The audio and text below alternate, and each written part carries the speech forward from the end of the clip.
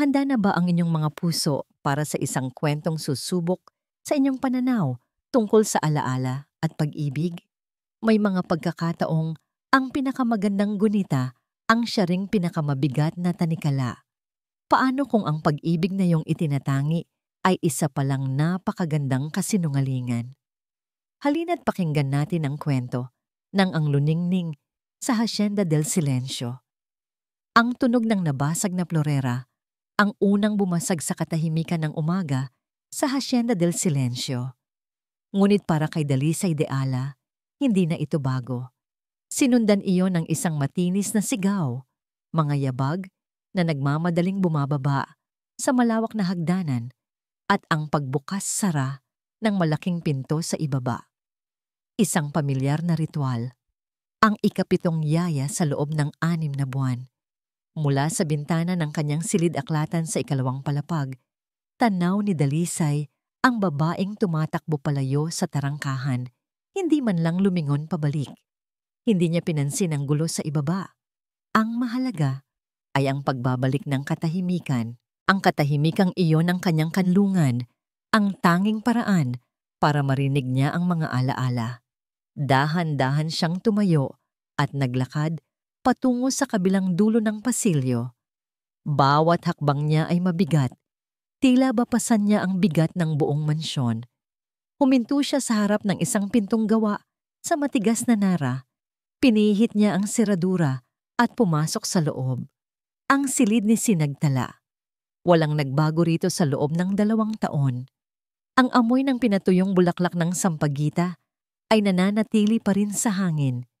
Ang mga muebles ay walang bahid ng alikabok, makintab, at tila naghihintay sa pagbabalik ng kanilang reyna.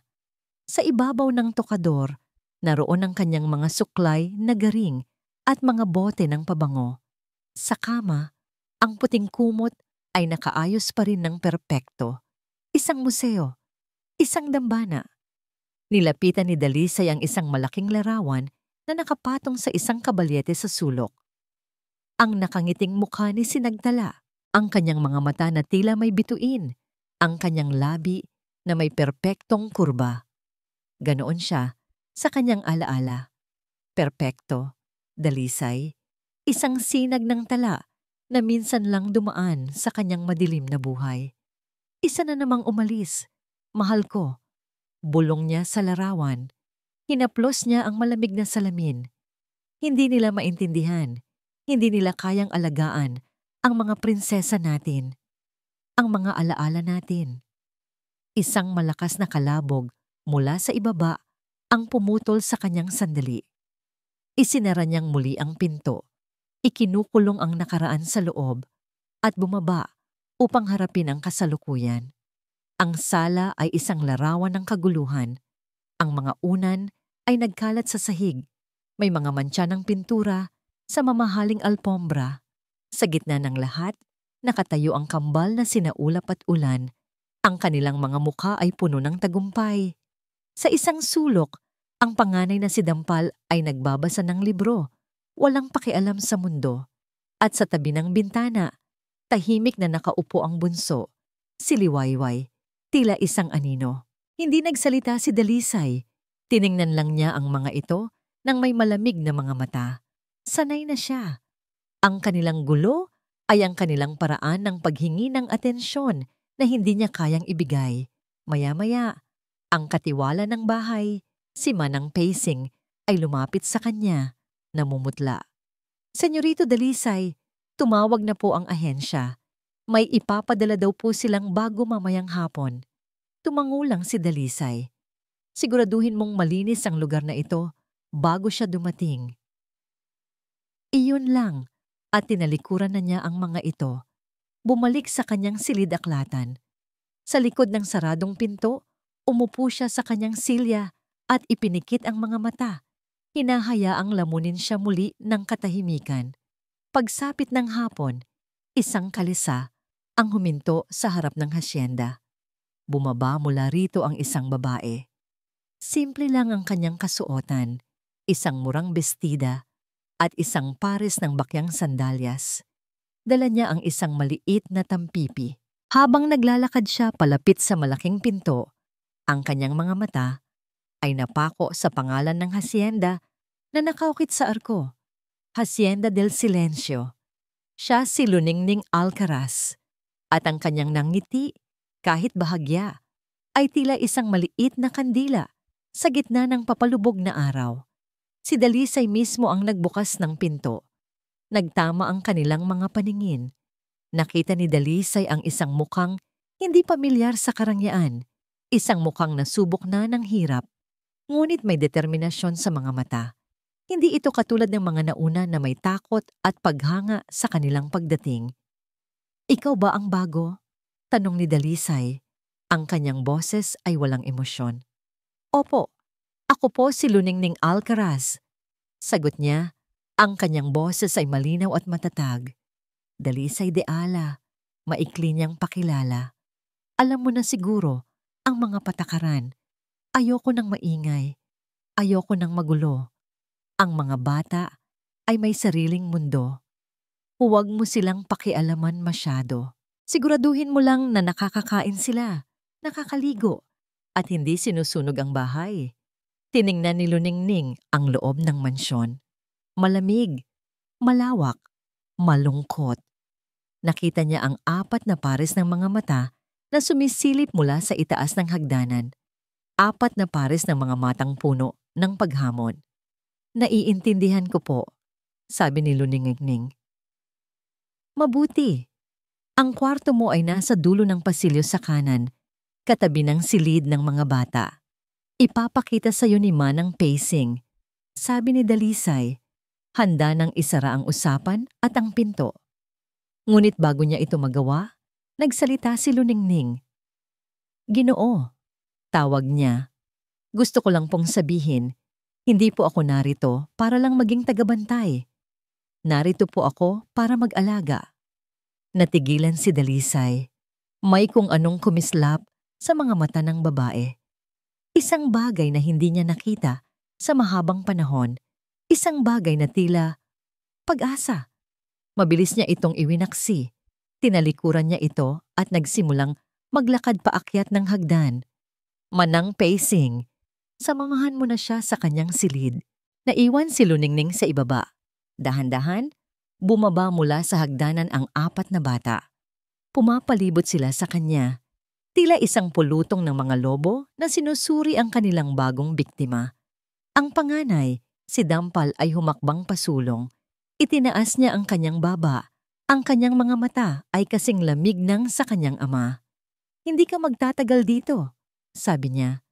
Ang bawat salita ay may diin at hamon. Ngumiti lang si Luningning. Isang nangiting hindi umabot sa kanyang mga mata, ngunit puno ng isang di matatawarang lakas. Isinara ng hangin ang malaking pinto sa kanilang likuran, at sa Hacienda del Silencio, isang bagong kabanata ang nagsimula ng walang tunog. Nagising si Luningning bago pa man tumilaok ang mga manok sa labas.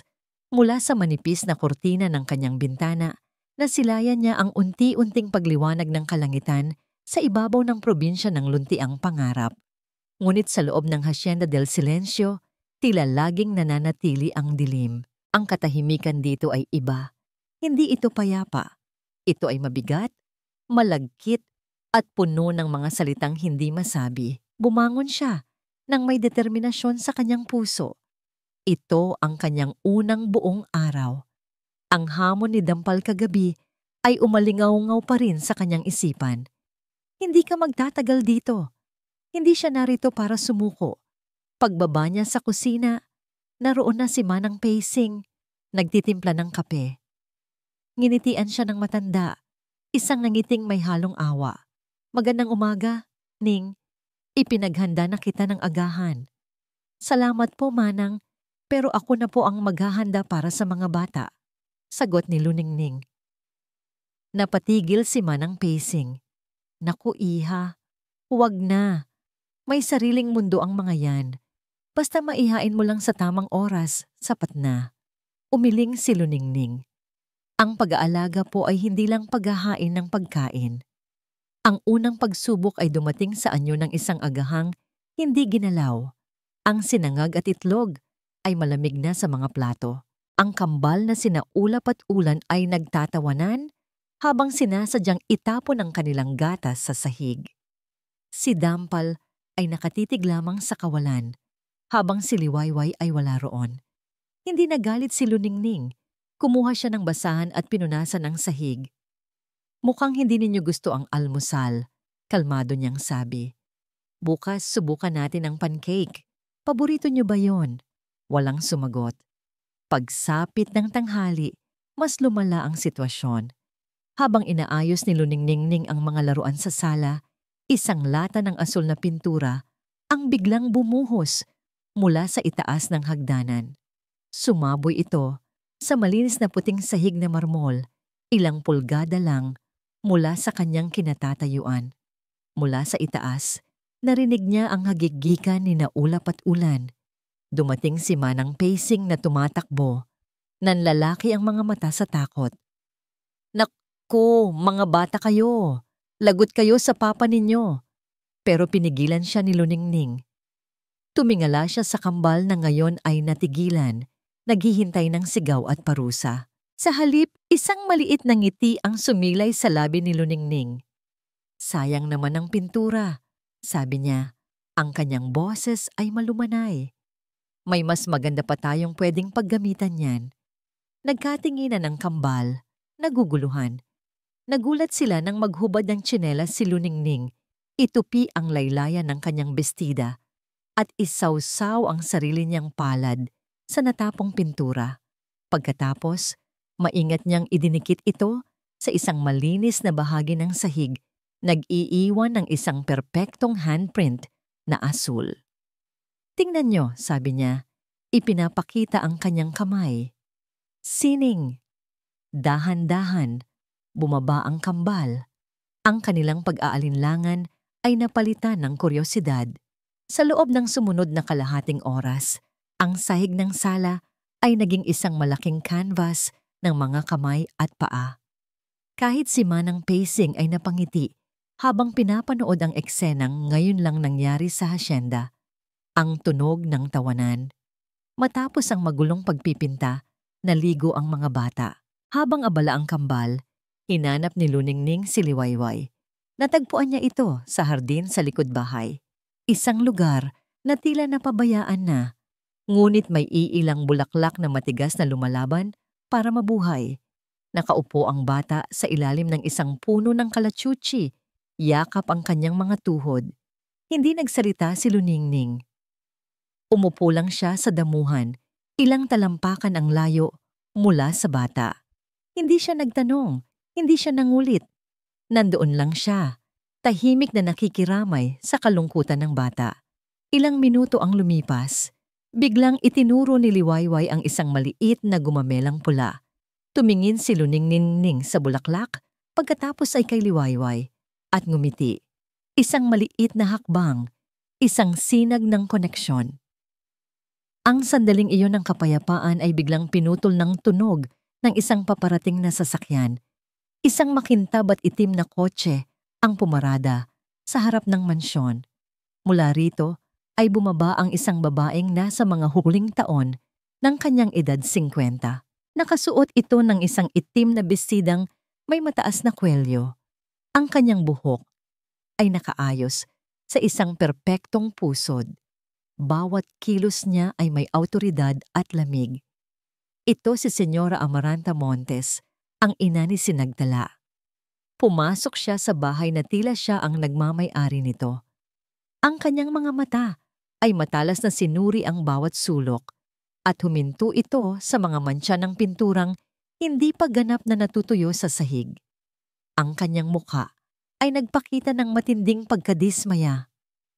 Anong kababalaghan ito? Tanong niya. Ang kanyang boses ay matigas at may yelo. Lumabas si Luningning mula sa hardin. Kasunod, si Liwayway. Magandang hapon po, bati niya ng magalang. Sinukat siya ng tingin ni Senyora Amaranta mula ulo hanggang paa. At sino ka? Ako po si Luningning, ang bagong yaya. Yaya? Tumawa si Senyora Amaranta, isang tawang walang saya. At ang una mong ginawa ay gawing palaruan ng mga unggoy ang sala ng anak ko? Nagkakasiyahan lang po kami. Kasiyahan! Putol ni Senyora Amaranta. Ang bahay na ito ay isang dambana para sa alaala ng aking anak. Ito ay lugar para sa kaayusan, para sa paggalang, para sa katahimikan, hindi para sa ganitong uri ng kaguluhan. Sa tingin ko po, ang kailangan ng mga bata ay hindi lang katahimikan. Kailangan po nila ng buhay. Mahinang sagot ni Luningning, ngunit may diin sa kanyang mga salita. Nagulat si Senyora Amaranta sa kanyang katapangan. Lumapit ito. Ang mukha ay ilang pulgada na lang mula kay Luningning. Makinig ka, iha. Narito ka para sumunod, hindi para magbigay ng opinyon. Ang pamilyang ito ay nabubuhay sa alaala ni Sinagtala, isang perpektong alaala. Huwag na huwag mong dudungisan yon sa iyong mga makabagong pamamaraan. Tumango si Luningning, hindi nagpatinag. Iginagalang ko po ang alaala ng kanilang ina, ngunit ang mga anak niya ay buhay at kailangan nilang maramdaman yon. Isang matalim na titig ang ipinukol ni Senyora Amaranta bago ito tumalikod. Naglakad ito patungo sa pasilyo, ngunit bago tuluyang umalis, huminto ito at lumingon. Itinuro niya ang isang pintong nakakandado sa pinakadulo ng pasilyo. Mas madilim ang kulay nito kaysa sa iba at tila may kakaibang bigat na bumabalot dito. Lahat ng pinto sa bahay na ito ay maaari mong buksan maliban sa isang yan. Babala ni Senyora Amaranta. Ang kanyang boses ay naging isang mapanganib na bulong. Huwag na huwag mong susubukang pumasok dyan. Pagkatapos ay umalis na siya. Iniwan ang isang nakakabinging katahimikan. Naiwan si Luningning, nakatayo sa gitna ng sala. Ang kanyang mga mata ay nakapako sa ipinagbabawal na pinto. Nararamdaman ang bigat ng isang bagong hamon. Isang hamon na mas madilim at mas komplikado kaysa sa mga kalokohan ng mga bata. Para kay Dalisay de Ala, ang mga araw ay dumaraan ng may iisang kulay, abo. Ang bawat umaga ay anino ng kahapon at bawat gabi ay pangako ng isang bukas na walang pagbabago. Ang kanyang mundo ay ang silid-aklatan, ang mga libro at ang mga alaalang paulit-ulit niyang binabalikan sa kanyang isipan. Ngunit sa mga nagdaang linggo, mula nang dumating si Luningning, may mga bagong kulay na unti-unting pumapasok sa gilid ng kanyang paningin. Una niyang napansin ang mga amoy. Ang amoy ng alikabok at kalumaan ay napalitan ng amoy ng bagong lutong pandesal sa umaga. Ang amoy ng sampagitang pinatuyo sa silid ni Sinagtala ay nahaluan ng amoy ng adobong pinapakuluan sa kusina para sa tanghalian. Mga amoy ng isang tahanan, mga amoy na matagal na niyang kinalimutan. Pagkatapos ay ang mga tunog. Ang nakakabinging katahimikan ay naputol na. Hindi na ito ang ingay ng gulo at pag-aaway, kundi mga tunog na mas banayad. Isang hapon, habang nagbabasa siya, narinig niya ang isang mahinang tunog ng gitara mula sa hardin. Sinasabayan ng isang boses na kumakanta ng isang lumang kundiman. Sa ibang pagkakataon, narinig niya ang malinaw na hagik-gik ni na ulap at ulan. Isang tunay na halakhak, hindi ang mapanuksong tawa na dati nilang ginagawa. Sinubukan niyang balewalain ang mga ito. Mga pansamantalang pagbabago lamang, sabi niya sa sarili. Ngunit isang hapon, isang eksena ang pumukaw sa kanyang atensyon at hindi na niya magawang magpanggap na walang nakikita. Nakatayo siya sa pasilyo sa ikalawang palapag, nakatanaw sa kusina sa ibaba. Naroon si Luningning at ang kanyang panganay na si Dampal. Sa harap nila ay mga sangkap para sa adobo. Hindi ko yan gagawin, maring sabi ni Dampal, nakahalukip-kip. Pang-alila lang ang pagluluto. Hindi natinag si Luningning. Ngumiti lang ito. Hindi totoo yan. Ang pagluluto ay isang paraan ng pagbibigay ng pagmamahal. Ito ang paboritong ulam ng papa mo, di ba? Isipin mo na lang ang saya niya kapag natikman niya ang luto ng kanyang panganay na prinsesa. Sumimangot si Dampal, ngunit hindi ito umalis. Pinanood ni Dalisay na nakatago sa mga anino kung paano, sa loob ng sumunod na oras, matiyagang tinuruan ni Luningning ang kanyang matigasang ulong anak. Mula sa paggisa ng bawang hanggang sa tamang pagtimpla ng toyo at suka. Walang sigaw, walang pilitan, tanging pasensya at malumanay na paggabay. At pagkatapos, nang matikman ni Dampal ang niluto nila, isang maliit na ngiti ang sumilay sa labi ng dalagita. Isang ngiti na hindi pa nakikita ni Dalisay mula nang pumanaw ang kanyang asawa. Isang bagay ang kumurot sa puso ni Dalisay. Isang damdaming hindi pamilyar, tila isang sinulid na humihila sa kanya palabas mula sa kanyang madilim na sulok. Nang gabing iyon, sa hapagkainan, tahimik ang lahat gaya ng dati. Ngunit nang tikman ni Dalisay ang adobo, natigilan siya. Ang lasa. Pamilyar. Ito ang lasang matagal na niyang hinahanap-hanap. Tumingin siya kay Dampal na mabilis na nag-iwas ng tingin, ngunit hindi na itago ang bahagyang pamumula ng kanyang pisngi. Pagkatapos ng hapunan, nagpaiwan si Dalisay sa kusina. Sina Ulap at Ulan ay nag-iwan ng kalat gaya ng dati. Habang si Manang Pacing ay nag-aayos sa lababo, sinimulan ni Luningning na ligpitin ang mga plato sa mesa. "Ako na dyan," sabi ni Dalisay. Isang alok na ikinagulat, hindi lang ni Luningning, kundi pati na rin ng sarili niya. Kinuha niya ang isang basahan para punasan ng mesa. Si Luningning naman ay nagpatuloy sa pagpulot ng mga kubyertos na nagkalat. Sa isang sandali, sabay silang yumuko para kunin ang isang kutsarang nahulog. At doon, sa ilalim ng mesa, sa gitna ng katahimikan ng gabi, ang kanilang mga kamay ay nagdikit. Isang kuryente ang tila dumaloy sa buong katawan ni Dalisay. Ang init ng balat ni Luningning ay isang bagay na totoo, isang bagay na buhay. Mabilis niyang binawi ang kanyang kamay, tila napaso. Nag-angat siya ng tingin at nagtama ang kanilang mga mata.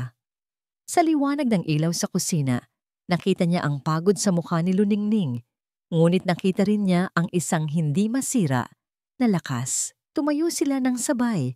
Ang katahimikan sa pagitan nila ay mas makahulugan kaysa sa anumang salita. "Masarap ang adobo kanina?" sabi ni Dalisay. Bumasag sa katahimikan. Napangiti si Luningning. "Si Dampal po ang nagluto niyan. Tinulungan ko lang po siya." Tumango si Dalisay, nakatingin sa kawalan. Ganyan din ang timpla ng kanyang mama. Halos pabulong niyang sabi.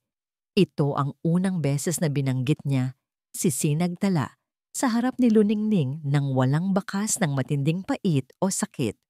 Mayroon lamang isang banayad na nostalgia. Mahilig po ba siyang magluto? Mahinang tanong ni Luningning, tila natatakot na baka masira ang sandali. Umiling si Dalisay, isang maliit na ngiti ang sumilay sa kanyang labi. Hindi. Kabaligtaran, palagi niyang nasusunog ang sinangag.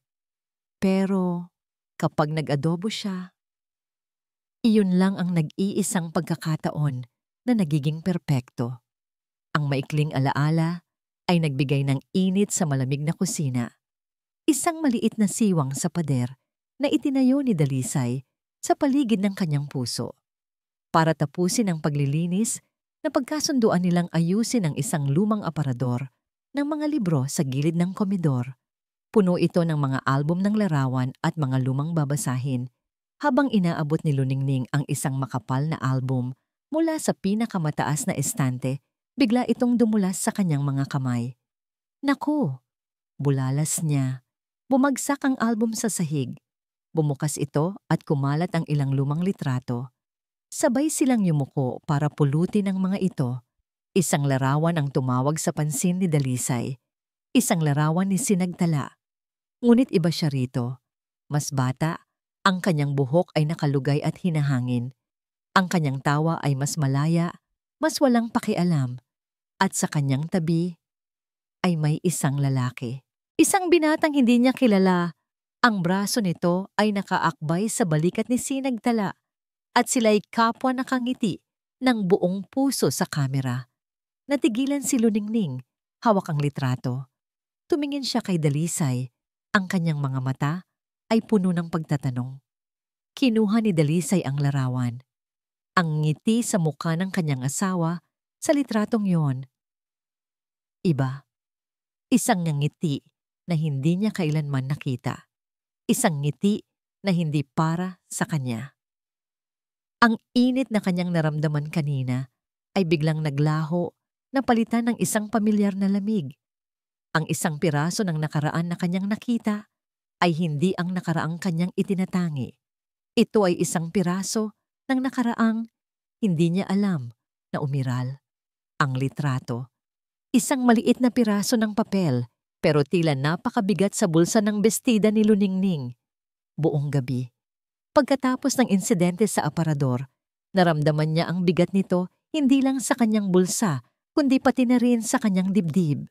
Kinaumagahan, bago pa man magising ang lahat, maingat niya itong kinuha at itinago sa ilalim ng mga damit sa kanyang tampipi.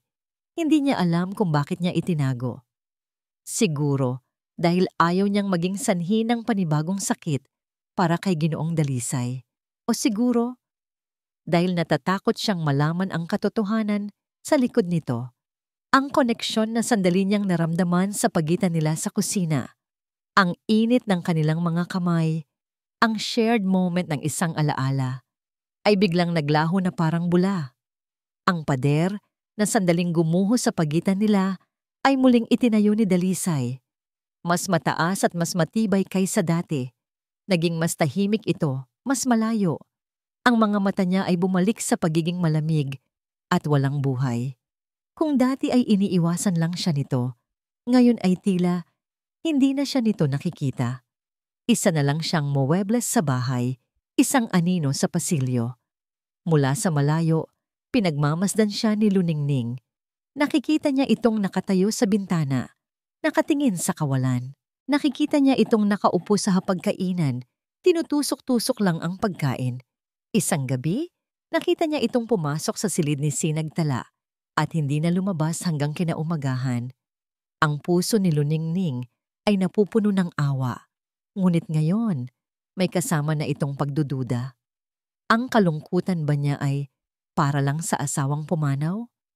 O may kasama ba itong sakit ng isang katotohanang hindi niya alam? Sino ang lalaki sa litrato? Ano ang ibig sasabihin ng nangiting iyon ni Sinagtala? Isang nangiting hindi kailanman nakita ng hasyenda. Ang mga tanong na yon ay sumasabay sa kanya habang ginagampanan niya ang kanyang mga tungkulin. Patuloy pa rin ang kanyang maliliit na tagumpay sa mga bata. Naging masunurin na si Dampal kahit masungit pa rin kung minsan. Ang kambal ay natutong maglaro ng hindi naninira at si Liwayway paminsan-minsan ay hinahawakan na ang kanyang kamay.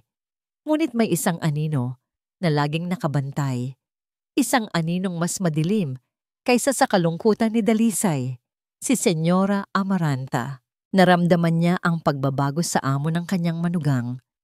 Naramdaman niya ang namumuong koneksyon nito sa bagong yaya at naramdaman din niya ang biglaang paglamig nito. At alam niya kung paano gamitin ang lahat ng yon para sa kanyang kapakanan. Isang hapon, habang nagdidilig ng mga halaman si Luningning sa hardin, lumapit si Senyora Amaranta. Ang kanyang pagdating ay laging tila isang malamig na hihip ng hangin. Nasisiyahan akong makita na inaalagaan mo ang hardin, sabi ng matanda. Ang kanyang boses ay tila pulot-pukyutan na may lason. Ito ang paboritong lugar ni Sinagtala. Dito niya pinapangarap ang kanyang kinabukasan kasama si Dalisay. Hindi umimik si Luningning. Alam mo, Hija, pagpapatuloy ni Senyora Amaranta, umupo ito sa isang bangkong bato. Ang pag-ibig ni Dalisay at ng aking si Sinagtala. Sagrado yon. Isang pag-ibig na minsan lang mangyari sa 1,000 taon. Hindi mo maiintindihan ang lalim ng kanilang pinagsamahan. Ang bawat sulok ng bahay na ito ay saksi sa kanilang perpektong pagmamahalan. Bawat salita ay tila isang karayom na tumutusok sa puso ni Luningning. Alam niyang sinasadya ito. Gusto siyang ipamukha na siya ay isang tagalabas, isang hamak na kapalit. Kaya't naiintindihan ko kung bakit nahihirapan si Dalisay. Dagdag pa ng matanda, tinitingnan siya ng may pekeng awa. Paano mo nga naman mapapalitan ng isang tala? Ang isang tulad mo, isang simpleng alitap-tap lamang sa dilim. Hinawakan ni Luningning nang mahigpit ang hawakan ng pandilig. Hindi ko po sinusubukang palitan ng sinuman, senyora. Narito lang po ako para sa mga bata. Mabuti kung ganoon, sabi ni Senyora Amaranta. Tumatayo na. Manatili ka sa iyong lugar dahil ang puso ni Dalisay ay habambuhay na nakakadena sa alaala ng aking anak at walang sinuman, lalo na ang isang tulad mo, ang makakakalag noon. Pag-alis ng matanda, naiwan si Luningning na nanginginig. Hindi sa takot, kundi sa isang galit na hindi niya mailabas. Kinagabihan, habang papunta siya sa silid ng mga bata para tingnan kung mahimbing na ang kanilang tulog, napadaan siya sa silid aklatan, bahagyang nakaawang ang pinto. Mula sa loob, narinig niya ang boses ni Senyora Amaranta, ngunit iba ang tono nito. Hindi ito ang kalmado at mapagmataas na boses na ginagamit nito sa kanya. Ito ay galit at desperado. Wala akong pakialam. Narinig niyang sabi nito, halatang may kausap sa telepono. Sabihin mo sa kanila, kailangan ko ng palugit. Hindi nila pwedeng gawin sa akin to. Isang sandaling katahimikan. Oo, alam ko. Ang yaman ng mga deala, ang nakasalalay dito. Huwag kayong magkakamali. Makakahanap ako ng paraan. Bigla niyang ibinagsak ang telepono. Mabilis na lumayo si Luningning mula sa pinto. Ang kanyang puso ay kumakabog. Utang? Yaman ng mga deala? Ang mga salitang iyon ay nagdagdag sa mga tanong mo na bumabagabag sa kanya. Kinagabihan, hindi siya mapakali. Lumabas siya ng kanyang silid para uminom ng tubig. Ang buong bahay ay tahimik na. Ang tanging liwanag ay nagmumula sa buwan na sumisilip sa malalaking bintana. Sa ibaba, sa sala, naaninag niya ang isang anyo, si Dalisay. Nakaupo ito sa isang silya sa dilim, may hawak na baso. Ang amoy ng alak ay umabot hanggang sa kinatatayuan niya. Dahan-dahan siyang bumaba, nag-aalala. Ginoo, ayos lang po ba kayo? Tumingala ito. Ang mukha niya ay naliligo sa liwanag ng buwan at sa unang pagkakataon, nakita ni Luningning ang itsura ng isang taong tuluyang nawawala. Ang kanyang mga mata ay malabo, puno ng kalituhan at sakit. Tumayo ito at humakbang palapit sa kanya. Medyo gumegewang. Bakit hindi mo sinabi sa akin? Tanong nito. Ang boses ay basag. Ang alin po, Ginoo? Naguguluhang tanong ni Luningning. Hindi ito sumagot. Sa halip hinawakan nito ang kanyang braso. Ang hawak nito ay mahigpit, desperado. Nagulat si Luningning sa biglaang pagdikit ng kanilang mga balat. Ngunit mas nagulat siya sa nakita niya sa mga mata nito. Tila ba hindi siya ang nakikita nito? Ang sakit. Bulong nito, mas para sa sarili kaysa para sa kanya. Bakit kailangang maging ganito kasakit? Itinaas nito ang kanyang kamay at hinaplos ang mukha ni Luningning. Ang kanyang paghaplos ay magaspang dahil sa alak. Naramdaman ni Luningning ang panginginig ng kamay nito.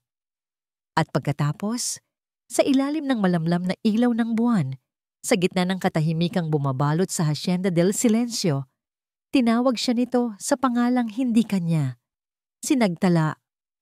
Kinabukasan, gumising si Dalisay na may mabigat na batong nakadagan sa kanyang dibdib. Ang unang lasa sa kanyang bibig ay hindi kape, kundi ang pait ng alak at pagsisisi. Ang mga pangyayari kagabi ay malabo. pira-piraso. Ngunit ang isang imahe ay nananatiling malinaw at matalim sa kanyang isipan.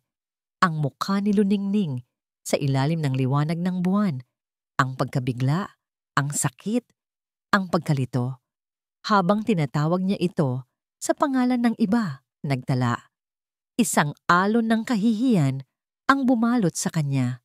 Napasubsob siya sa kanyang mga palad, sa kanyang paglalasing, sa kanyang kahinaan. Nagawa niyang saktan ang nag-iisang tao na nagdala ng kahit katiting na liwanag sa madilim na bahay na ito. Buong umaga, iniwasan niya si Luningning.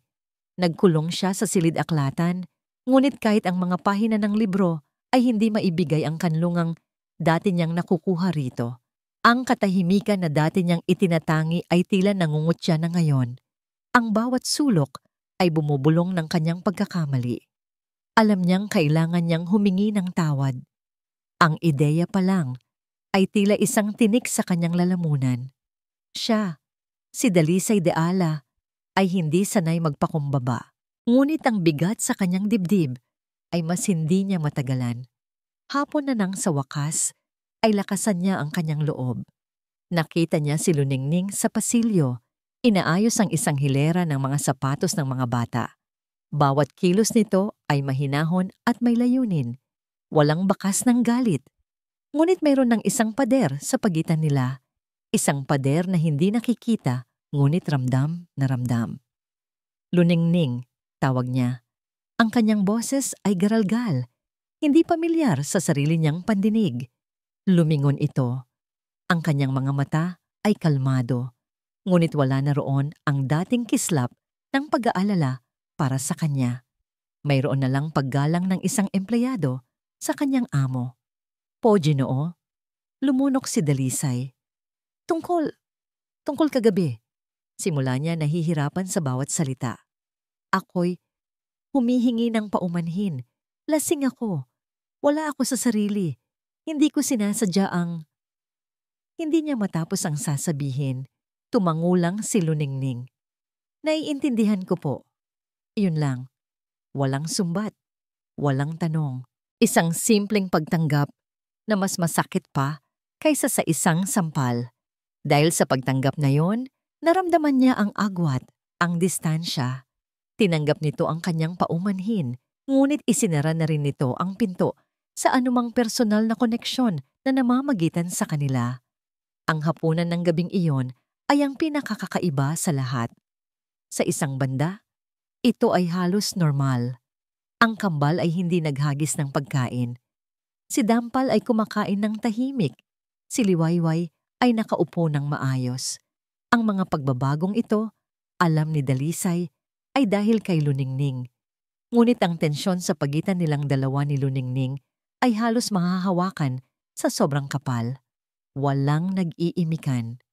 Ang tanging maririnig ay ang tunog ng mga kubyertos na tumatama sa plato. At sa katahimikang yun, isang katotohanan ang tumampal kay Dalisay ng malakas.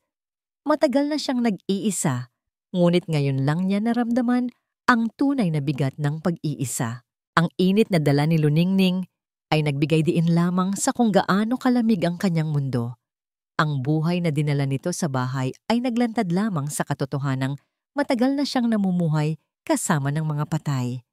Pagkatapos ng hapunan, habang pinapanood niya si Luningning na tinutulungan si Liwayway sa kanyang takdang aralin, isang biglaang damdamin ang pumuno sa kanya.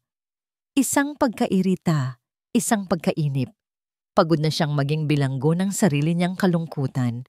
Pagod na siyang mabuhay sa isang museo ng mga alaala. Kailangan niyang gumawa ng isang bagay. Tumayo siya ng may biglaang determinasyon. Naglakad siya palabas ng komedor. Ang kanyang mga hakbang ay mabilis at may layunin. Nilagpasan niya ang silid ni Sinagtala. Hindi yunin ang kailangan niya. Ang kailangan niya ay katotohanan, hindi isang dambana. Huminto siya sa dulo ng pasilyo, sa harap ng pintong matagal na niyang hindi pinapasok. Ang pintong ipinagbawal ni Senyora Amaranta kay Luningning. Ang lumang studio ni Sinagtala. Mula sa kanyang bulsa, kinuha niya ang isang kumpol ng mga susi. Hinanap niya ang isang luma. at medyo kinakalawang na susi. Nanginginig ang kanyang kamay habang isinusuot niya ito sa seradura.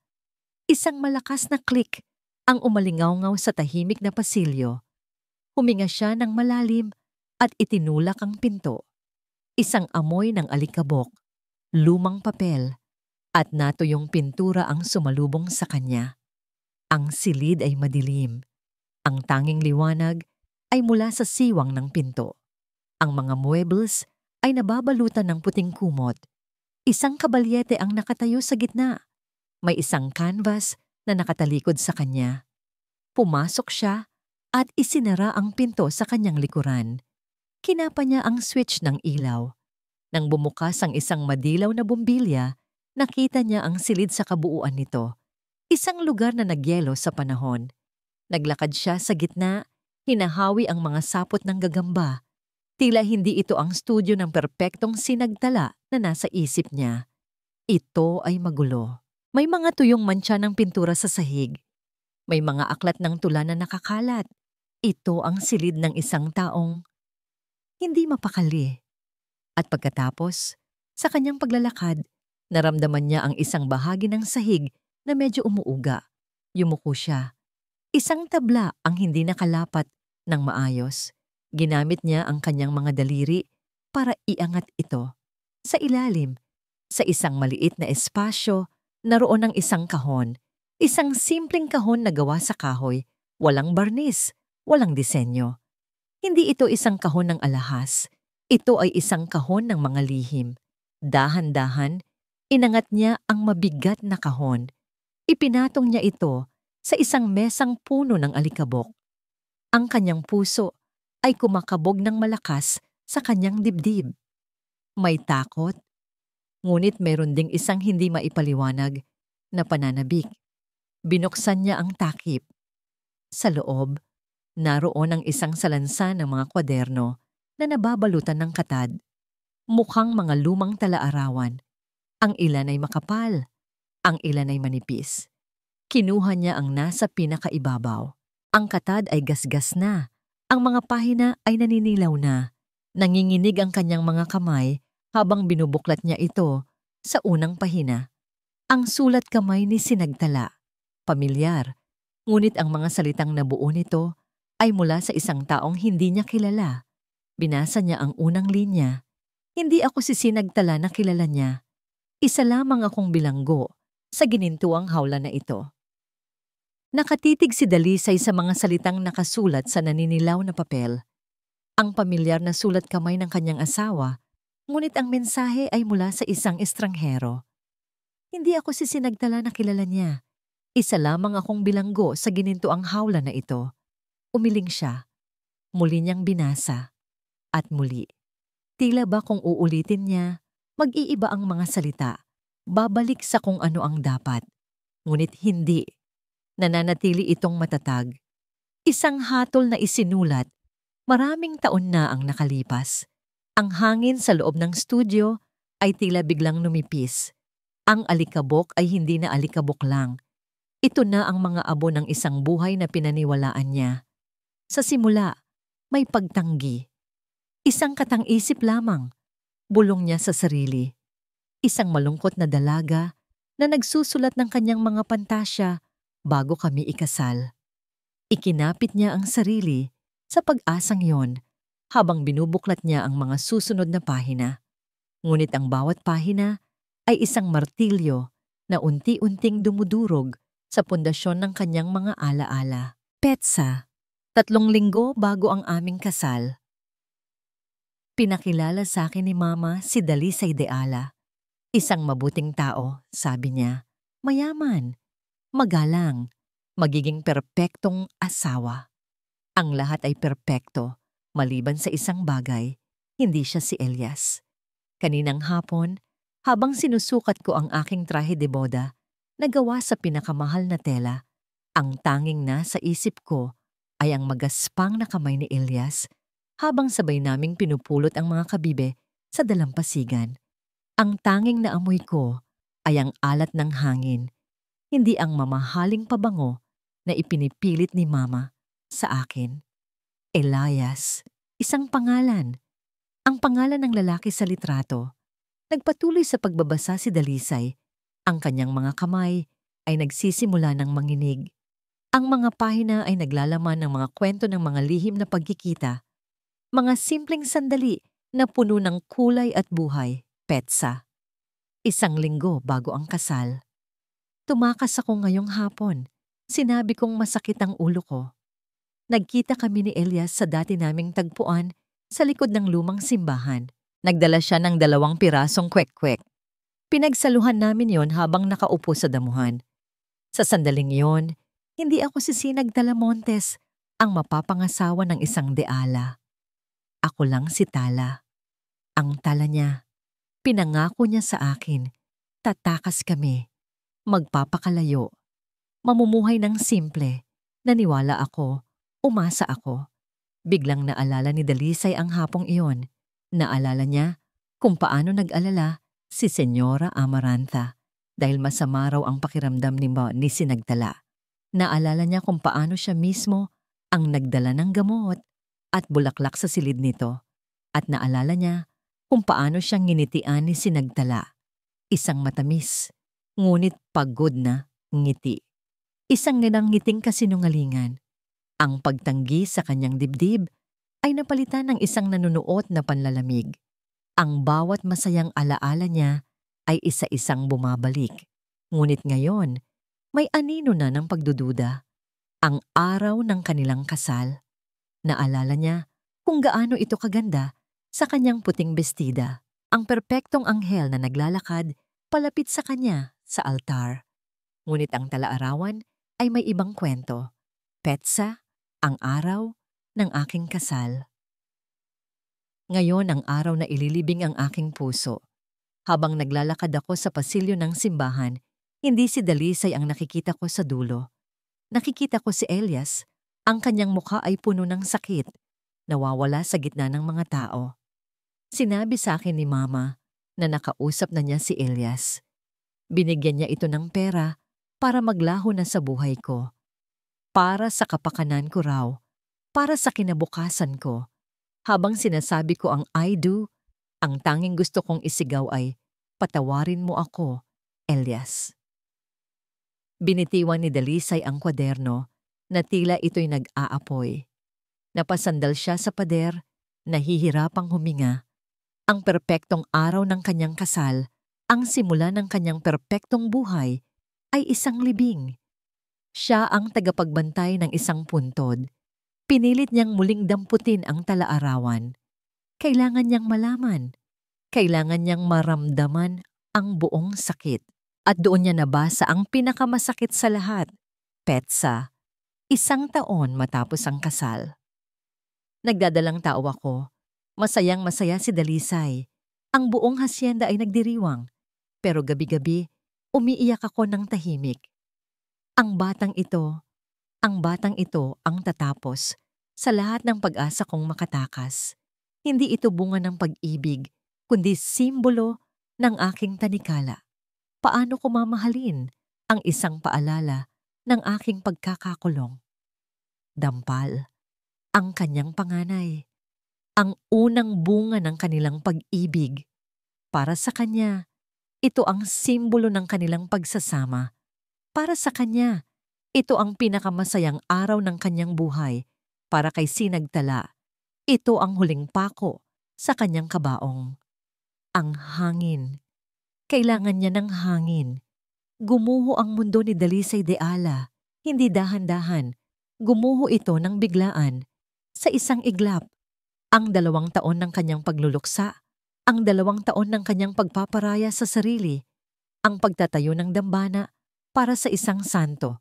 Lahat ay nakabase sa isang napakagandang kasinungalingan.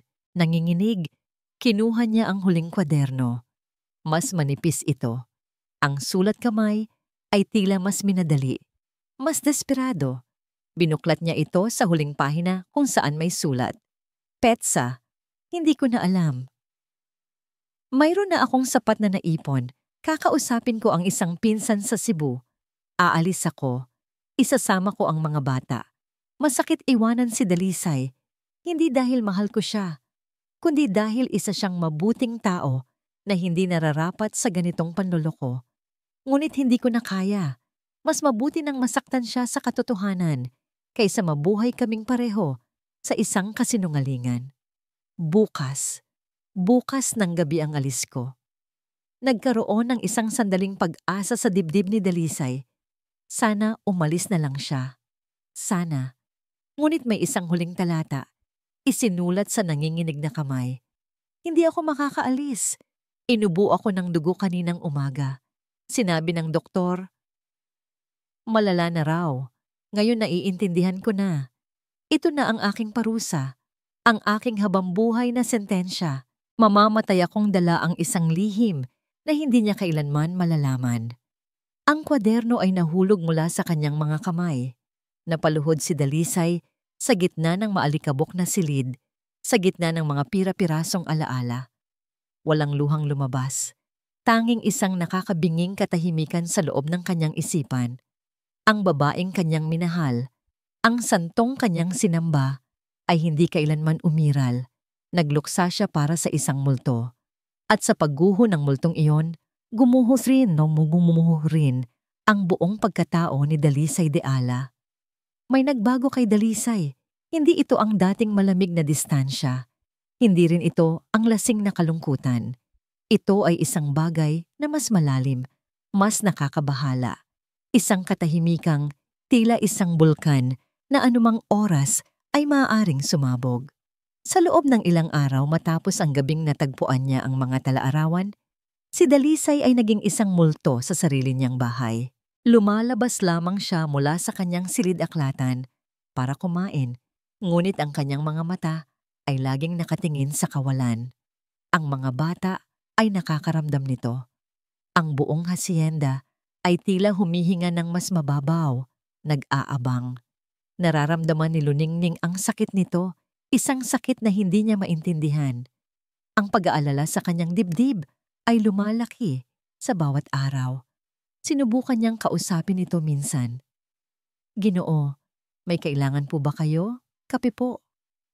Alok niya isang umaga. Tumingin ito sa kanya, ngunit ang mga mata nito ay tila tumatagos lang sa kanya. Gusto kong mapag-isa, sabi nito. Ang boses ay walang anumang emosyon. Isang araw, habang naglilinis siya sa sala, hindi niya sinasadyang maialis sa pwesto ang isang maliit na porselanang anghel sa ibabaw ng piano. Isang palamuti na alam niyang kay sinagtala. Bago pa man niya ito maibalik, narinig niya ang isang malakas na sigaw mula sa kanyang likuran. Huwag mong galawin yan! Napatalon si Luningning sa gulat. Nakatayo si Dalisay sa may pintuan. Ang kanyang mukha ay namumula sa galit. Ang kanyang mga kamao ay nakakuyom. Ibalik mo yan sa dati niyang pwesto. Bawat bagay sa bahay na ito ay may alaala. Huwag mong pakialaman ang hindi sayo. Ang galit nito ay hindi makatwiran, puno ng sakit na naghahanap ng mapagbubuntunan. Nanginginig na ibinalik ni Luningning ang anghel sa eksaktong pwesto nito. Hindi siya umimik. Umalis si Dalisay na padabog. Iniwan si Luningning na tulala at nasasaktan. Hindi alam ni Luningning na mayroong isang pares ng mga matang nanonood mula sa dilim ng pasilyo, si Senyora Amarantha. At sa kanyang mga labi, isang halos hindi makitang ngiti ang sumilay. Nakita niya ang perpektong pagkakataon. Ang puso ng kanyang manugang ay basag na basag, at ito na ang tamang oras para ipasok ang lason. Sinimulan ni Senyora Amaranta ang kanyang plano ng buong ingat at katusuhan. Isang hapon, habang naghahanda ng merienda si Luningning sa kusina, hindi sinasadyang dumaan si Senyora Amaranta na may kausap sa telepono. Sinasadya niyang lakasan ng kanyang boses ng bahagya. Oo, Loida. Nakakabahala nga, sabi nito sa kausap. Ang bagong yaya. Mabait naman siya sa mga bata. Pero may napapansin akong kakaiba. Kanina lang, nakita ko siyang tinititigan ng mga antigong florera sa sala. Tinatanong pa niya kay Manang Pacing kung magkano raw kaya ang halaga ng mga iyon. Napatigil si Luningning sa paghiwa ng tinapay. Hindi yun totoo. Hinangaan niya ang mga plorera? Oo. Ngunit hindi niya kailanman tinanong ang halaga ng mga ito. Kinabukasan, habang nasa hardin si Dalisay at nag-iisip, sinadya ni Amaranta, nalapitan ito, ang kanyang muka ay puno ng pekeng pag-aalala. Dalisay anak, malumanay niyang sabi, napapansin kong masyado kang malungkot nitong mga nakaraang araw. May bumabagabag ba sa'yo? Hindi sumagot si Dalisay. Naiintindihan ko. Pagpapatuloy ni Amarantha, hinahaplos ang braso nito. Ang alaala ni Sinagtala, minsan ay napakabigat dalhin. At siguro ay hindi nakakatulong na may isang estranghero sa bahay na sinusubukang baguhin ang lahat. Tumingin si Dalisay sa kanya. Hindi ko sinisiraan si Luningning. Mabilis na sabi ni Amarantha. Pero kailangan mong mag-ingat. Maraming tao ang nagpapanggap na mabuti, ngunit may ibang hangarin. Sila ay tulad ng mga ahas, nag-aabang ng tamang pagkakataon para tumuklaw. Ang mga salitang pagpapanggap at ibang hangarin ay tumusok sa isipan ni Dalisay. Ito ang mga salitang bumabagabag sa kanya mula nang mabasa niya ang mga talaarawan. Ang mundo niya ay puno na ng panlilinlang.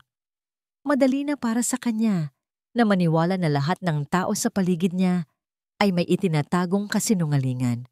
Ang huling bahagi ng plano ni Amarantha ay ang pinakamasama.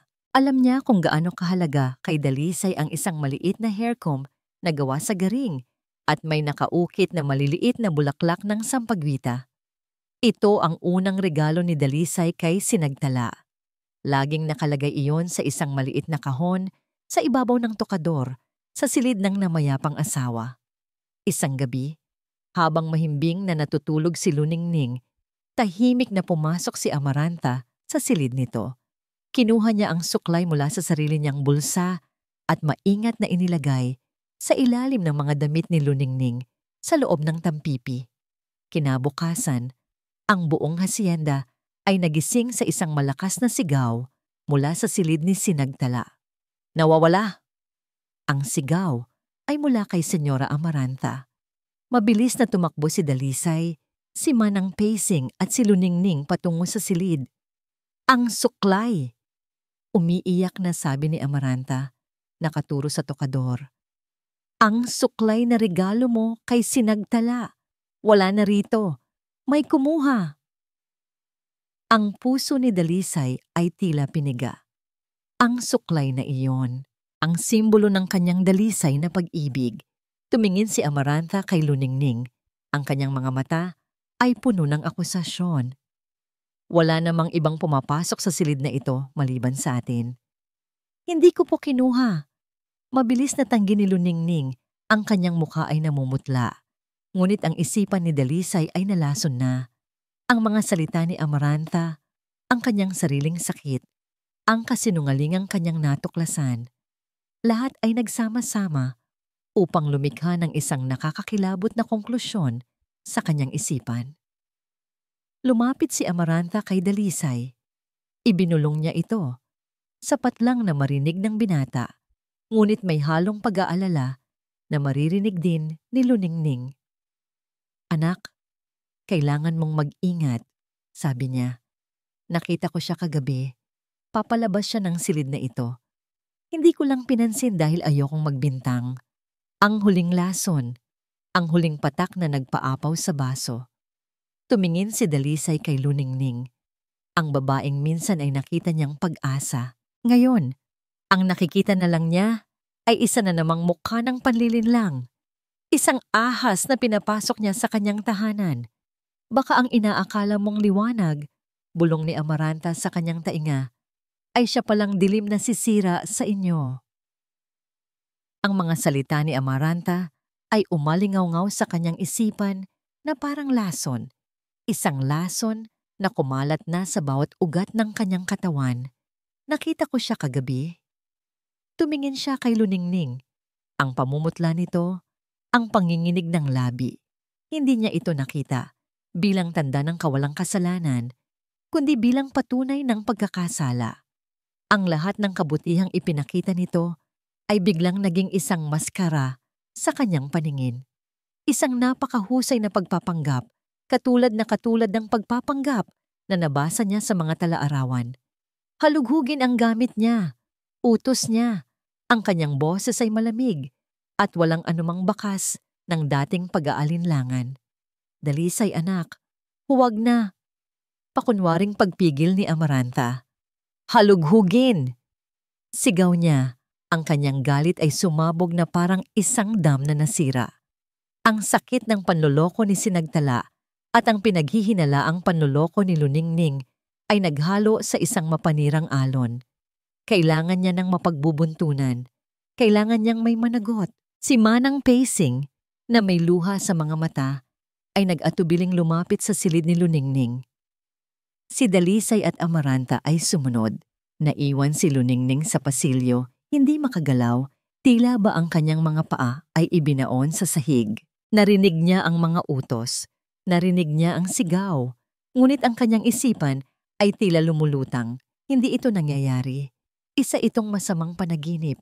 Ang lalaking minsan ay hinangaan niya mula sa malayo. Ang lalaking sandali niyang naramdamang may koneksyon siya, ay siya ngayong humahatol sa kanya nang walang paglilitis. Bakit? Tanong ng kanyang isipan. Anong nagawa ko? Ang mga bata na naalarma sa sigawan ay lumabas mula sa kanilang silid. Ang mukha ni na Ulap at Ulan ay puno ng takot. Si Dampal ay nakatayo sa may pintuan, ang kanyang karaniwang pagkasuplada ay napalitan ng pagkalito. At si Liwayway, lumapit ito at niyakap ang kanyang binti. Ang maliit na katawan ay nanginginig. Yumuko si Luningning at hinaplos ang buhok ng bata. Shh! Ayos lang, bulong niya, kahit ang sarili niyang puso ay dinudurog. Mula sa kanyang silid, narinig niya ang boses ni Manang Pacing. Senyorito, narito. Isang nakakabininging katahimikan. Pagkatapos, lumabas si Dalisay mula sa kanyang silid. Sa kanyang kamay, hawak niya ang suklay na garing. Hawak niya ang suklay. Ang ebidensya, ang patunay, ang simbolo ng unang kasinungalingan, at ngayon, simbolo ng pangalawa. Hindi na niya kayang mag-isip ng diretsyo. Ang nakikita niya lang ay ang mukha ng dalawang babaeng nanloko sa kanya. Ang isa ay patay na, hindi na niya masisingil. Pero ang isa, nakatayo sa kanyang harapan. Naglakad siya palapit dito. Bawat hakbang niya ay mabigat. Nakita niya ang mga anak niya sa likuran nito, ngunit kahit sila ay hindi makapigil sa kanyang galit. Ano ito? Tanong niya itinaas ang suklay. Hindi ko alam, umiiyak na sagot ni Luningning. Hindi ko alam kung paano napunta yan dyan. Maniwala po kayo sa akin. Maniwala? Tumawa siya, isang tawang puno ng pait. Tapos na akong maniwala. Tapos na akong maging tanga. Akala mo ba, hindi ko nakikita? Ang mga pagpapanggap mo, ang pagiging mabait mo sa mga anak ko. Paraan mo lang pala lahat yun para makuha ang tiwala ko, para makapagnakaw ka. Hindi totoo yan. Sigaw ni Luningning, ang kanyang boses ay basag na. Mahal ko ang mga bata. Pagmamahal o pera? Hamon niya. Sabihin mo sa akin, magkano ba ang halaga mo? Magkano ang kailangan mo para layuan mo kami? Isang malakas na tunog ang pumuno sa pasilyo. Isang sampal, sinampal siya ni Luningning. Natigilan ng lahat, maging si Dalisay ay natulala. Ang hapdi sa kanyang pisngi ay tila gumising sa kanya, ngunit huli na ang lahat. Hindi niya alam kung saan nanggaling ang lakas niya. Ang kanyang kamay ay tila may sariling isip. Ang sakit ng mga akusasyon na minahal niya ang mga bata para sa pera ay mas masakit pa sa anumang pisikal na pananakit. Ang pagmamahal ko sa kanila, yan lang ang tanging bagay na hindi ninyo kayang bilhin, sabi niya. Ang mga luha ay malayang dumadaloy sa kanyang mga pisngi. Tumingin siya sa mga mata ni Dalisay at sa unang pagkakataon, hindi awa ang nakita niya rito, kundi isang basag na puso. Akala ko, kailangan ninyo ng tulong. Akala ko, Kailangan ninyo ng liwanag. Pero ang totoo, mas gusto ninyong manatili sa dilim. Mas gusto ninyong yakapin ang inyong mga multo. Tumingin siya sa mga bata, kay Dampal, sa Kambal, at kay Liwayway na umiiyak na ngayon sa takot. Paalam, bulong niya. Tinalikuran niya sila. Naglakad siya patungo sa kanyang silid. Walang nagsalita. Walang pumigil. Kinuha niya ang kanyang maliit na tampipi. Ang parehong tampipi na dala niya noong una siyang dumating. Puno ng pag-asa. Naglakad siya pababa ng hagdanan. Ang bawat hakbang ay isang paghiwa sa kanyang puso. Narinig niya ang pag-iyak ng mga bata sa itaas. Narinig niya ang pagsigaw ni Liwayway sa kanyang pangalan. Ate Ning, huwag mo kaming iwan. Ngunit nagpatuloy siya. Pagdating niya sa malaking pinto sa ibaba, lumingon siya. Sa itaas ng hagdanan, nakita niya si Dalisay. Nakatayo na parang isang estatwa. Ang kanyang mukha ay hindi mabasa. Sa kanyang tabi, nakangiti si Senyora Amarantha. Isang ngiti ng tagumpay. Binuksan niya ang pinto at lumabas sa malamig na gabi. Kasabay ng kanyang paghakbang palabas, bumuhos ang malakas na ulan, tila nakikidalamhati sa kanyang pagkawasak. Naglakad siya palayo sa Hacienda del Silencio. Walang patutunguhan, dala lamang ang isang basag na puso at ang bigat ng isang kasalanang hindi niya ginawa. Pinanood niya itong umalis. Pinanood niya itong lamunin ng dilim at ng ulan. Ang hapdi sa kanyang pisngi ay unti-unting nawawala. Napapalitan ng isang kakaibang panlalamig. Tapos naalis na ang ahas. Pero bakit? Bakit hindi siya nakakaramdam ng ginhawa? Tumingin siya sa kanyang paligid. Si Amarantha ay nakangiti. Ang mga anak niya ay umiiyak ng walang tigil, ang kanilang mga puso ay wasak. At siya, naiwan siyang mag-isa sa gitna ng lahat. Ang Hacienda del Silencio ay muling binalot ng katahimikan. Ngunit hindi ito ang katahimikang kanyang hinahanap. Ito ay isang katahimikang mas mabigat, mas madilim, at puno ng pagsisisi. Wala na ang liwanag. At sa kauna-unahang pagkakataon, natakot si Dalisay sa dilim na siya mismo ang lumikha. Ang katahimikan ay bumalik sa Hacienda del Silencio. Ngunit ito ay isang halimaw na may ibang mukha. Hindi ito ang malungkot, ngunit payapang katahimikan na kanyang kinasanayan. Ito ay isang katahimikang may ngipin, isang katahimikang puno ng akusasyon, isang katahimikang sumisigaw. Kinabukasan matapos ang pag-alis ni Luningning, umupo si Dalisay sa hapagkainan, naghihintay sa pamilyar na ritual ng almusal. Ngunit walang dumating, walang naghanda ng pagkain, walang mga batang bumaba. Tanging si Manang Pasing lamang ang lumabas mula sa kusina. Ang mga mata ay namumugto at naglagay ng isang tasa ng kape sa kanyang harapan nang hindi umiimik. Nasaan ang mga bata? Tanong ni Dalisay, kahit alam niya ang sagot. Nagkulong po sila sa kanilang silid, senyorito. Mahinang sagot ng matanda. Ayaw po nilang lumabas. Tumayo si Dalisay at umakyat sa itaas. Kumatok siya sa silid ng mga anak niya. Walang sumasagot. Dampal, ulap, ulan, tawag niya. Oras na ng almusal. Ang tanging sumagot sa kanya ay ang nakakabinging katahimikan. Sinubukan niyang buksan ang pinto. Nakakandado. Sa loob ng sumunod na mga araw, iyon ang naging bagong normal. Ang kanyang mga anak ay nagtayo ng sarili nilang pader laban sa kanya. Lumalabas lamang sila kapag alam nilang wala siya sa paligid.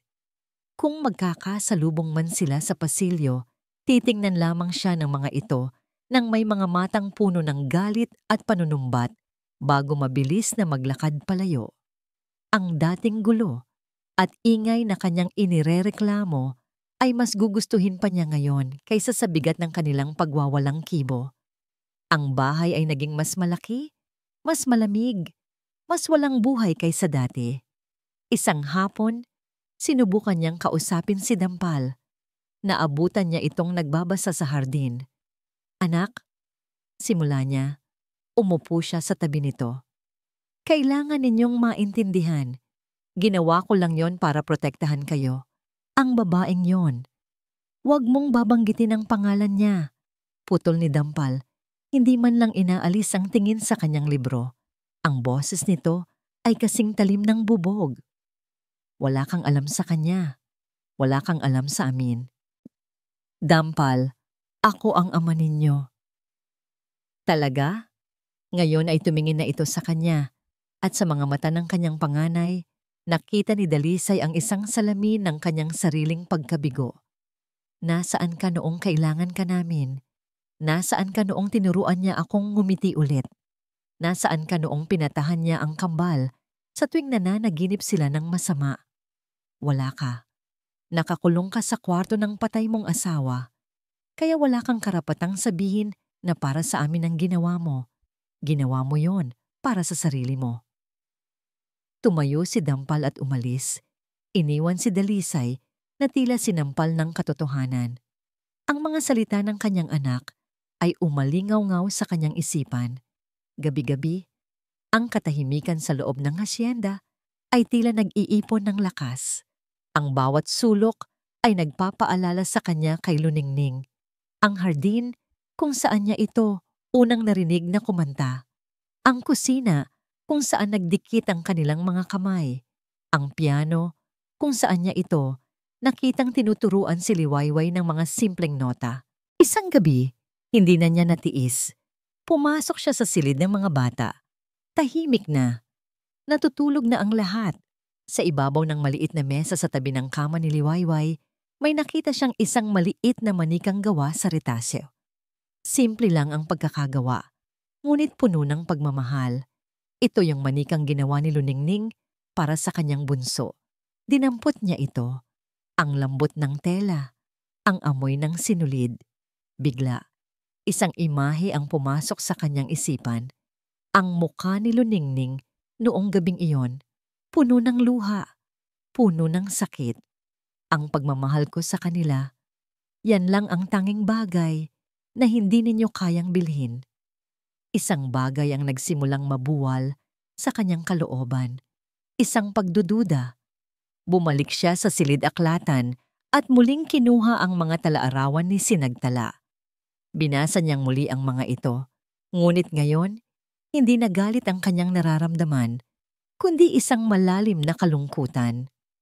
Nakita niya ang kwento ng isang babaeng nakakulong at sa pagitan ng mga linya, nakita niya ang anino ng isa pang tao, si Senyora Amaranta, ang mapilit na ina, ang nag-ayos ng kasal, ang nagbigay ng pera kay Elias, ang nagtulak sa kanyang anak sa isang buhay na hindi nito gusto. Bigla, naalala niya ang isang bagay na sinabi ni Luningning noon, isang bagay na binaliwala niya, na narinig nitong may kausap sa telepono si Amaranta tungkol sa malaking utang. Isang malamig na kaba ang gumapang sa kanyang dibdib. Nagsimula siyang maghalungkat sa mga lumang papeles sa kanyang mesa, mga papeles ng negosyo, mga bank statement, mga resibo, mga bagay na matagal na niyang hindi pinapansin. At doon, sa ilalim ng isang salansan ng mga lumang sulat, nakita niya ito. Isang resibo. Maliit lang ito. Isang resibo mula sa isang sanglaan sa bayan. Ang petsa ay ang mismong araw bago nawala ang suklay at ang pangalang nakasulat sa ilalim ng pawned by Amaranta Montes. Nakatitig siya sa kapirasong papel. Ang kanyang paghinga ay tila huminto. Ang bawat piraso ng palaisipan ay biglang nagkabit-kabit sa kanyang isipan. Ang mga utang, ang pagmamanipula, ang pekeng pag-aalala, ang hindi sinasadyang mga narinig, ang kasinungalingan tungkol sa pagkakita niya kay Luningning sa pasilyo. Ang suklay ay hindi ninakaw, ito ay isinangla. At ang taong gumawa nito ay siya ring taong nagtanim nito sa gamit ni Luningning. Ang babaeng itinuring niyang kakampi, ang ina ng babaeng kanyang pinaniwalaan, ay siya palang ahas. Napahawak si Dalisay sa gilid ng mesa. Ang kanyang mga binti ay tila ng hina. Napatingin siya sa bintana, sa madilim na gabi. Ang ulan ay muling bumubuhos at sa gitna ng katahimikan ng kanyang silid-aklatan, Ang tanging naririnig niya ay ang malakas na sigaw ng kanyang sariling katangahan at pagsisisi. Hawak ni Dalisay ang resibo na tila isa itong sandata. Ang manipis na papel ay naglalaman ng bigat ng katotohanan, isang katotohanang sisira sa huling haligi ng mundong kanyang pinaniwalaan. Ang galit na naramdaman niya para kay Luningning ay nag-iba ng anyo, naging isang focused at malamig na kapasyahan na humaharap ngayon sa tunay nitong target. Hindi siya natulog ng gabing iyon. Hinintay niya ang pagdating ng umaga. Hinintay niya ang pagdating ng reyna sa kanyang kaharian ng kasinungalingan. Gaya ng inaasahan, dumating si Senyora Amaranta bandang 9:00. Pumasok ito sa hasyenda na may ngiti sa kanyang mga labi. Dala-dala ang isang basket ng mga prutas, tila isang mapagmahal na lola na bumibisita sa kanyang mga apo. Ang kanyang aura ng kabanalan ay nakakasuklam na ngayon para kay Dalisay. "Magandang umaga, Dalisay anak." Bati nito. Ang kanyang boses ay malambing. Kumusta na ang mga bata? Sana naman ay mas panatag na sila ngayon na wala na ang distorbo. "Nasa silidaklatan ako, senyora. Sumunod ka," sabi ni Dalisay. Ang kanyang boses ay patag at walang emosyon. Tinalikuran niya ito at naglakad patungo sa kanyang opisina. Nagulat si Amaranta sa kanyang ikinilos, ngunit sumunod pa rin ito. Ang pagiging kampante niya ay halata pa rin. Para sa kanya, tapos na ang laro. Nanalo na siya. Isinara ni Dalisay ang pinto ng silid-aklatan. Ang tunog ng pagsara nito ay tila isang hatol. "May problema ba, anak?" tanong ni Amaranta. Umupo ito sa isang siliyang balat. Inilalapag ang kanyang mamahaling bag sa tabi. Hindi umimik si Dalisay. Sa halip, kinuha niya ang mga talaarawan ni Sinagtala mula sa kanyang mesa at ipinatong sa harapan nito.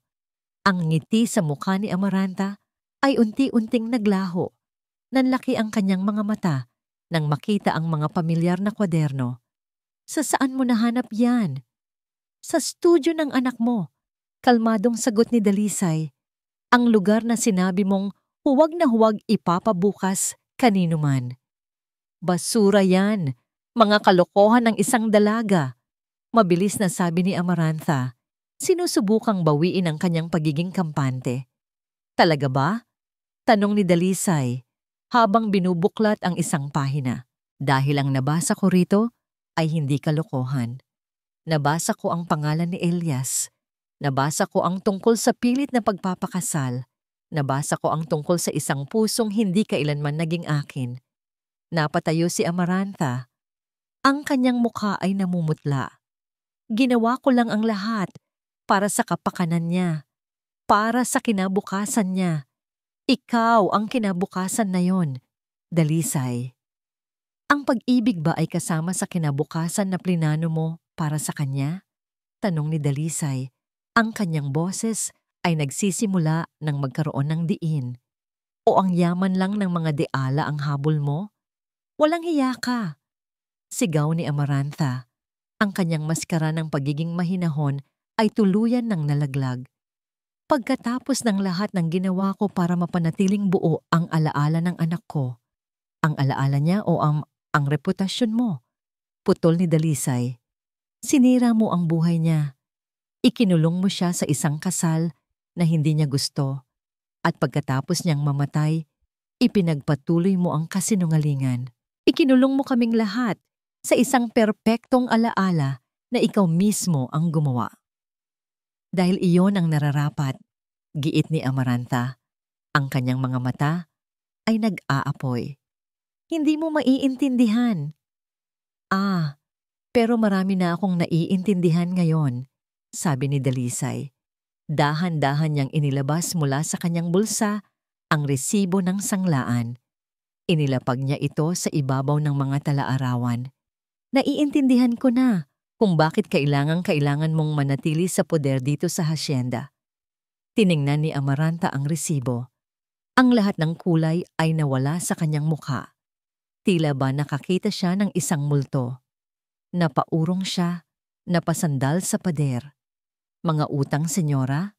Tanong ni Dalisay. Ang kanyang boses ay isang mapanganib na bulong. Malaki ba? Ganoon ba kalaki para isanla mo ang unang regalo ko sa anak mo at pagkatapos ay ibintang sa isang inosenteng tao? Ang pagiging palaban ni Amaranta ay naglaho na parang bula. Napalitan ito ng purong takot. Dalisay, pakiusap, hindi mo naiintindihan. Tapos na ako sa pakikinig sa mga kasinungalingan mo. Matigas na sabi ni Dalisay. Ginawa mong impyerno ang buhay ng sarili mong anak. Sinubukan mong sirain ang buhay ng isang mabuting tao at ginamit mo ang kalungkutan ko para sa sarili mong kapakanan. Lumapit siya rito, hindi na sumisigaw, ngunit ang kanyang bawat salita ay mas mabigat kaysa sa anumang sigaw. Umalis ka sa bahay na ito. Napatingin si Amaranta sa kanya.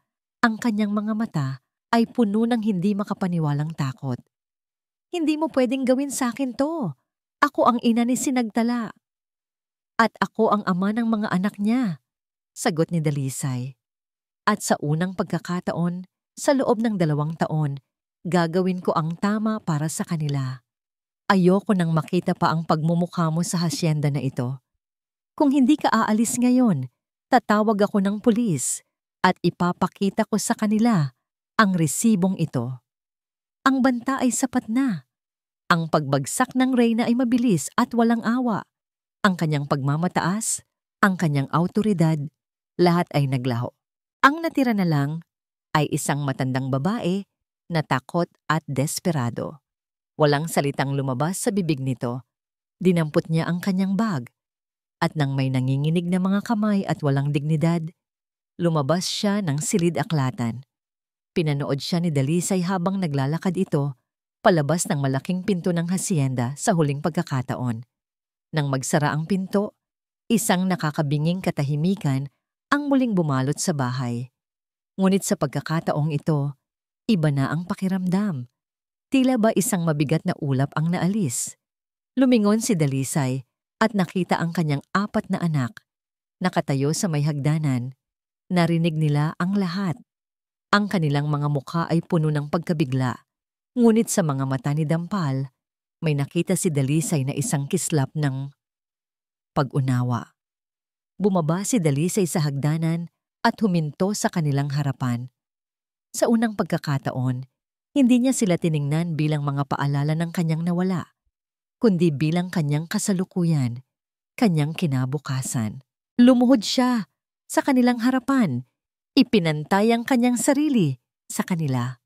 Ang kanyang pagmamataas, ang kanyang pader ng kalungkutan, lahat ay gumuho na. Patawarin niyo si Papa, sabi niya. Ang kanyang boses ay nanginginig at basag.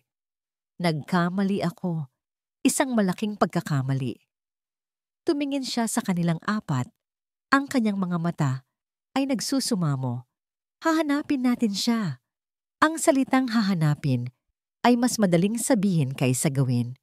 Saan nila hahanapin ang isang taong itinaboy nila sa gitna ng gabi na walang dala, kundi isang basag na puso?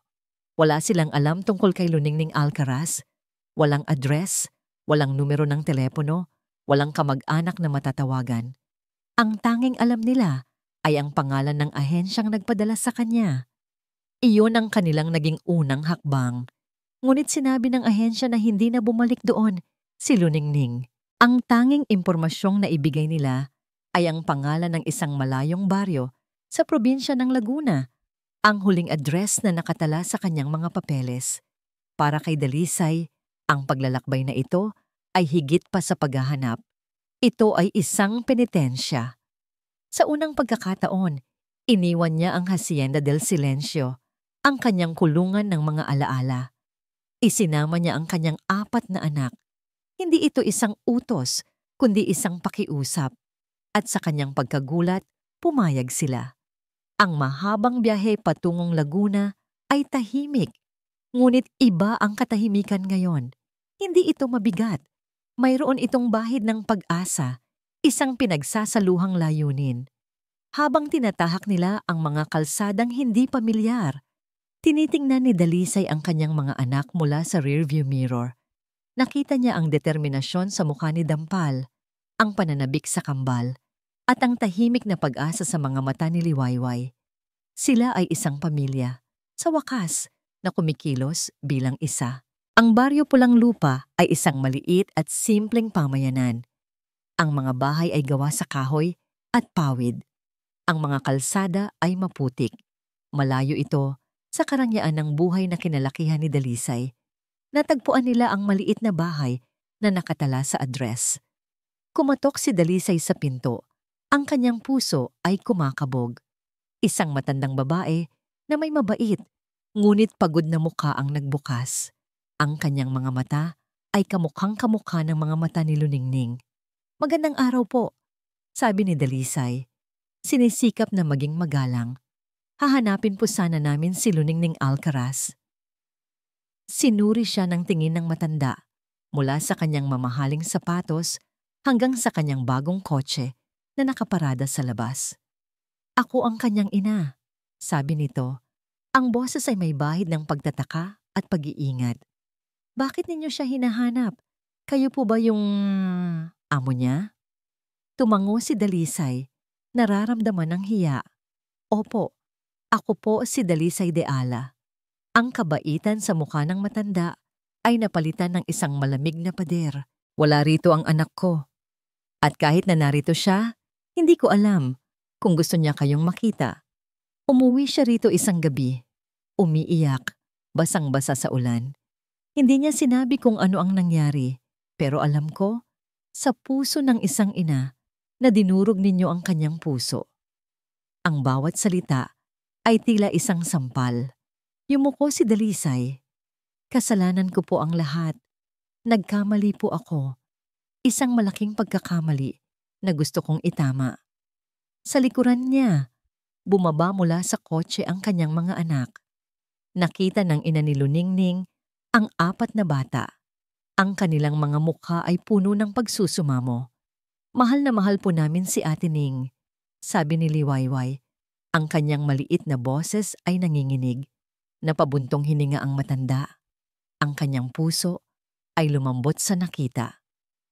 "Wala siya rito, mga iha," sabi niya. Mas malumanay na ngayon. Matapos ang ilang araw na pag-iyak, sinabi niyang hindi siya pwedeng manatiling walang ginagawa. May pangarap siyang tulungan ang mga batang mas nangangailangan. Umalis siya. Nagpunta siya sa isang ampunan sa kabilang bayan. Ang Bahay Pag-asa. Ang Bahay Pag-asa ay isang maliit na institusyon na tumutulong sa mga ulila at inabandonang bata. Dito ibinuhos ni Luningning ang kanyang sarili. Ang pag-aalaga sa mga bata roon ang naging gamot sa kanyang sugatang puso. Ang kanilang mga ngiti, ang kanilang mga yakap, ito ang nagpapaalala sa kanya na mayroon pa ring kabutihan at pag-asa sa mundo. Ngunit gabi-gabi, kapag mag-isa na lang siya sa kanyang maliit na silid, bumabalik ang sakit. Naaalala niya ang Hacienda del Silencio, hindi ang lamig nito, kundi ang mga sandali ng init. Naaalala niya ang ngiti ni Dampal, ang hagigikan ng kambal, ang tahimik na presensya ni Liwayway, at naaalala niya si Dalisay. Naaalala niya ang sakit sa mga mata nito. Sa kabila ng lahat, hindi galit ang nararamdaman niya para dito, kundi isang malalim na awa. Isang hapon, habang nagpapakain siya ng mga bata sa hardin ng ampunan, isang pamilyar na kotse ang huminto sa labas ng tarangkahan. Ang kanyang puso ay biglang tumigil sa pagtibok. Bumaba mula rito si Dalisay, at sa likuran niya, ang kanyang 4 na anak. "Ate Ning!" Ang sigaw ay mula kay Liwayway. Bago pa man makakilos si Luningning, ang 4 na bata ay tumatakbo na palapit sa kanya. Ang kanilang mga mukha ay puno ng luha at saya. Niyakap nila siya ng mahigpit. Isang yakap na tila hindi na siya pakakawalan. Napaluhod si Luningning. Niyakap silang lahat pabalik. Ang sarili niyang mga luha ay nagsisimula ng tumulo. "Nandito kayo," bulong niya. "Paano?" Naiwan si Dalisay na nakatayo sa malayo. pinapanood ang eksena. Ito na ang pinakamahirap na bahagi. Naglakad siya palapit. Bawat hakbang ay isang pag-amin sa kanyang pagkakasala. Huminto siya sa kanilang harapan. Ang mga bata ay kumalas sa pagkakayakap kay Luningning, ngunit nanatili sa kanyang tabi, tila mga bantay. Tumingin si Luningning kay Dalisay. Ang kanyang mga mata ay nagtatanong. "Ning," simula ni Dalisay. Ang kanyang boses ay halos hindi marinig. Walang ginoo, walang formalidad, tanging ang pangalan niya lang. "Wala akong karapatang humingi ng tawad. Ang sakit na naidulot ko sa'yo. Hindi kayang burahin ng anumang salita. Naging bulag ako. Naging duwag. Hinayaan kong lamunin ako ng nakaraan. At sa proseso, sinaktan ko ang nag-iisang tao na nagpakita sa akin ng tunay na pag-aalaga." Tumingin siya sa mga bata. Pagkatapos ay ibinalik ang tingin kay Luningning. "Hindi ako naparito para hilingin sa iyong bumalik bilang yaya." Pagpapatuloy niya, "Hindi yun ang kailangan namin. Ang kailangan namin ay ikaw para maging parte ng pamilya namin." Ang salitang pamilya ay nanulay sa hangin. Nalaman ko na ang lahat, Ning. Ang katotohanan tungkol kay Sinagtala. Tungkol sa kanyang ina. Naitaboy ko na ang mga multo ng nakaraan. Ngayon, sinusubukan kong buuin ang aming kasalukuyan at hindi namin yun magagawa kung wala ka. Huminga siya ng malalim. Inilabas ang lahat ng kanyang pagmamataas. "Ning, papayag ka bang bumuo tayo ng isang pamilyang hindi perpekto, pero totoo?" Nakatitig si Luningning sa kanya. Ang mga bata ay nakatingin sa kanya. Ang kanilang mga mata ay puno ng pag-asa. Ang kanyang puso ay nagtatalo. Ang sakit ay naroon pa rin, isang sariwang sugat. Ngunit ang pagmamahal na nararamdaman niya para sa mga bata. Ang kislap ng pagsisisi na nakikita niya ngayon sa mga mata ni Dalisay. Nakatitig siya sa 5 taong nasa harapan niya. Isang pamilyang basag, isang pamilyang naghahanap ng lunas. At sa kaibuturan ng kanyang puso, alam niya na ang sagot ay matagal nang naroroon. Tahimik siya, ang kanyang mga mata ay pinupuno ng panibagong luha. Ngunit sa pagkakataong ito, hindi ito luha ng sakit, kundi luha ng isang pusong nagsisimulang mabuo muli. Lumipas ang 6 na buwan. Ang malamig na hanging amihan ay nagsisimula ng umihip, nagbabadya ng pagtatapos ng taon at ng pagsisimula ng panibagong panahon. Sa probinsya ng Luntiang Pangarap, isang lumang hasyenda ang sumasalubong sa umaga ng may bagong pangalan na nakaukit sa arko nito. Hindi na ito ang Hacienda del Silencio. Ngayon, ito na ang tahanan ng pag-asa. Sa loob, ang dating malungkot na mansyon ay puno na ng buhay. Ang sala, na dating pinaghaharian ng katahimikan at alikabok, ay may mga nagkalat na laruan sa isang sulok at mga libro ng pambatang kwento sa ibabaw ng mesa. Ang mga bintana ay nakabukas ng malapad. Hinahayaang pumasok ang sikat ng araw at ang tunog ng masayang tawanan mula sa hardin. Sa kusina, si Luningning ay nakatayo sa harap ng kalan. Hindi na siya nakasuot ng uniforme ng yaya, kundi isang simpleng bestidang bulaklakin. Sa kanyang tabi, si Dampal na nakasuot ng apron ay maingat na naghihiwa ng mga gulay. "Ate Ning, ganito po ba?" tanong ng dalagita. Ipinapakita ang kanyang gawa. "Perpekto," nakangiting sabi ni Luningning. Ginugulo ng bahagya ang buhok nito. Ang dating masungit na si Dampal ay isa na ngayong dalagitang may kumpiyansa at ngiti sa kanyang mga labi. Ang pagluluto ang naging paraan nila ng pagkakabanding. Isang sandaling sila lang ang nagkakaintindihan. Mula sa labas, narinig nila ang sigaw ng kambal. "Habulin mo kami, Papa. Mas mabilis kami sa'yo." Sumilip si Luningning sa bintana. Sa malawak na hardin, nakita niya si Dalisay. Ang manggas ng kanyang polo ay nakatupi habang naghahabulan sila ni na ulap at ulan sa damuhan. Ang kanyang tawa ay malakas at malaya. Isang tunog na hindi kailanman inakala ni Luningning na maririnig niya. Sa ilalim ng puno ng kalachuchi, si Liwayway ay tahimik na nagbabasa ng libro. Ngunit sa tuwing dadaan ng kanyang ama at mga kapatid, isang matamis na ngiti ang sumisilay sa kanyang mukha. Hindi naging madali ang mga nagdaang buwan. Ang paghilo may isang proseso. May mga araw na nanunumbalik ang anino ng nakaraan. May mga gabing kailangan pa ring punasan ni Luningning ang mga luha ng mga batang nananaginip. May mga pagkakataong kailangan pa ring paalalahanan ni Dalisay ang kanyang sarili na bitawan ang multo ng isang perpektong pag-ibig. Ngunit unti-unti, pinuno ng mga bagong alaala ang mga lumang espasyo. Ang hapagkainan ay naging lugar ng kwentuhan, hindi na ng katahimikan. Ang mga pasilyo ay naging karerahan ng mga maliliit na paa.